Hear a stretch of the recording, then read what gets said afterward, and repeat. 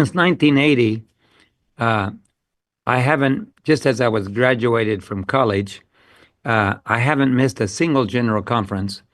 Um, and I've been a delegate. I've been, in several of them, I've been translator into Spanish for the general conference, for the delegates up in the booths up there and on the floor. Um, uh, I have I one of my greatest joys has been to meet old friends and to share in the general conference sessions. After 2015, we've gone through some years of trauma with that, and finally we're getting back to a normal GC session here in a few weeks again, and a little over a week. But but during this time, a lot of water has gone under the bridge, and a lot of decisions have been taken, and I worked 11 years as ADRA director in several countries. Um, I worked 30 years for the denomination as union department director in three unions. And so Inter-America, South America, I have a lot of experience. And in North America, um, and made it basically as a registered nurse in our hospitals as I was preparing to go to the mission field.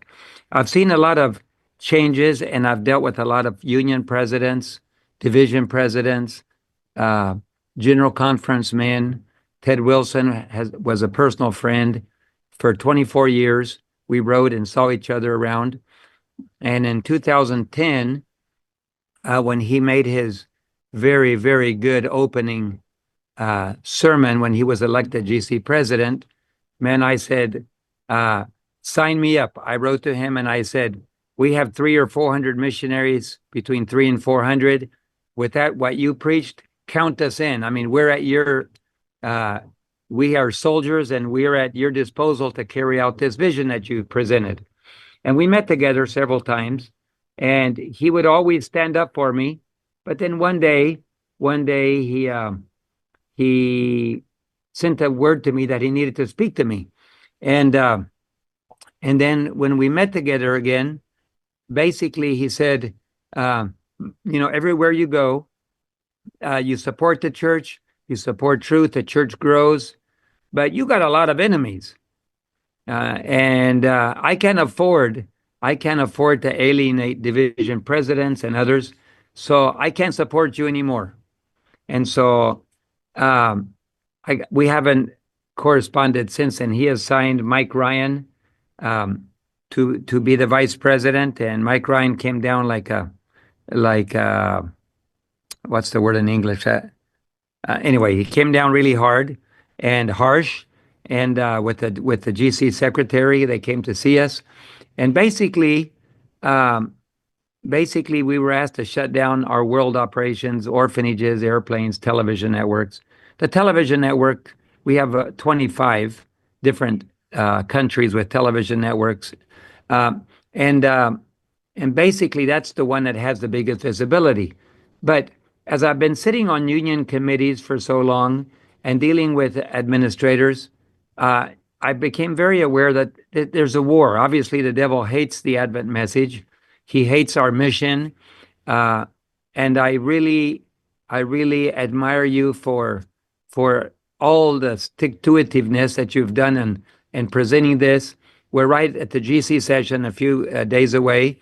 Uh, like you said, it would have been an ideal time to present it, but uh, as you and I were talking the other day, I mentioned that uh, I'm not so. My experience has taught me that it's not so easy to turn a big ship around very fast.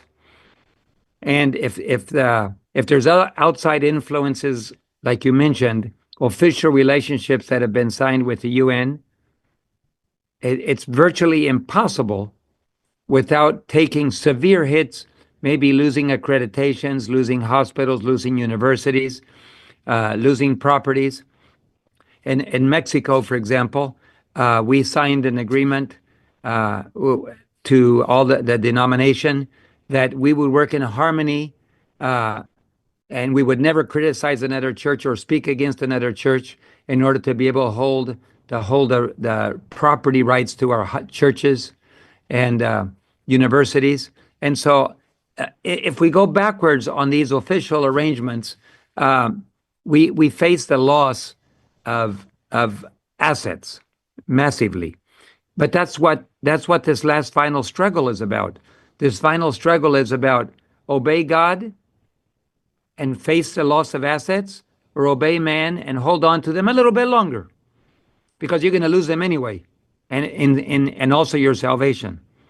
And as we have signed these agreements in Mexico with the United Nations, Poland, and others, the truth is, the influence from outside is so strong that how can you turn a ship around in a different direction when it's been going in one direction for so long, and the river is getting more narrow, and a big ship in the Amazon River. I was in Manaus, Brazil, and I saw a big seafaring ship that came up to Manaus with tourists from Europe.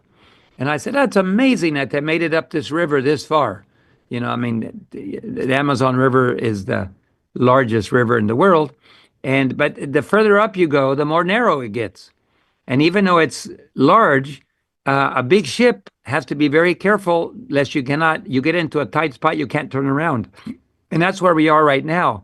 I think that the denomination, even if 1,000 churches, even if most of the conferences and the unions were to do this, they're in a very difficult position, that they face the loss of assets and relationships and reprisals that would come as a result of backing out of these relationships. It would have been better never to have gotten in them. It's kind of like getting married and now you have to get a divorce. It's better not to have married. But now we have to face a divorce, which is more painful than not getting married. But I still think that what you mentioned the other day when we were discussing is that we have to stand for truth. We have to take a stand for truth, regardless of what other people do. We have to bring awareness of the issues. There are many people that innocently just trust their church. In all the years that I sat on union committees, I've never once seen a union reject a vote that was taken at a higher level. We just rubber stamp them because it comes from above.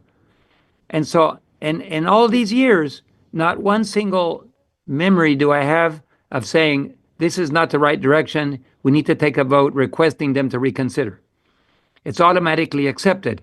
So it's a tremendous success that you've had to have 100 churches and 3 conferences. I was looking at the conferences. I know the one in South Africa. I know the one in Germany. And the one in New South Wales there too. I believe God has blessed you to accomplish a great thing, and it needs to grow, if nothing else, to bring awareness to our church members that we have to stand against a current that is going the opposite direction. This will prepare them to stand when greater issues are at stake. But it doesn't mean that this ship is going to turn around. The biggest accomplishment of this is awareness and the ability to stand against the current, and to encourage people to unite around truth. That's wonderful. I'm a little pessimistic on the other, but that doesn't mean God doesn't have a plan. I personally believe the big ship is probably too late to turn around. We're too close to the end of time. But people have to rally around truth, and have to rally around our basic fundamental beliefs that reflect that truth. And so I am here today to support what you're doing. I'm here today to say I believe in what you're doing, but the biggest benefit probably will be that our members and conferences, maybe unions, will jump on board, hopefully, and that we will unite to help pull in the right direction.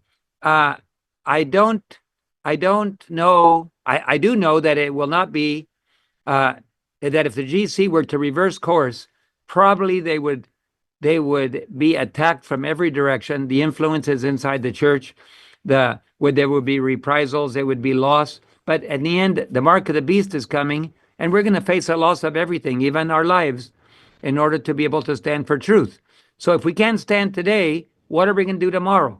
If the GC has signed with the United Nations and supported and has chosen to support their agenda, it's kind of like a marriage.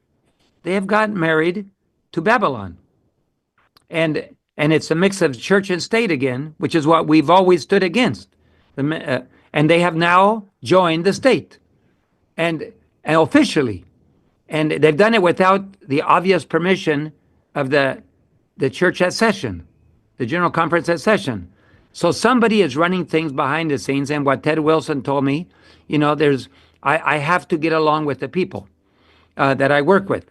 And I cannot risk that relationship. So if he's willing to turn, I'm not perfect. I've made a lot of mistakes, and all of us make mistakes. Jesus never made a mistake, but they also turned against him. But if you can say, I know you love the church, I know you love truth, where you go, the church grows and everything, but I cannot support you. Well, I wonder what would happen if Jesus showed up. They would say, you heal people, you speak for truth, you are the Son of God, but I cannot support you. It's not convenient. I would lose some friends. And so we're facing a tremendous battle in the church right now. And we got to stand in. We got to encourage everybody. And I support this movement 100%.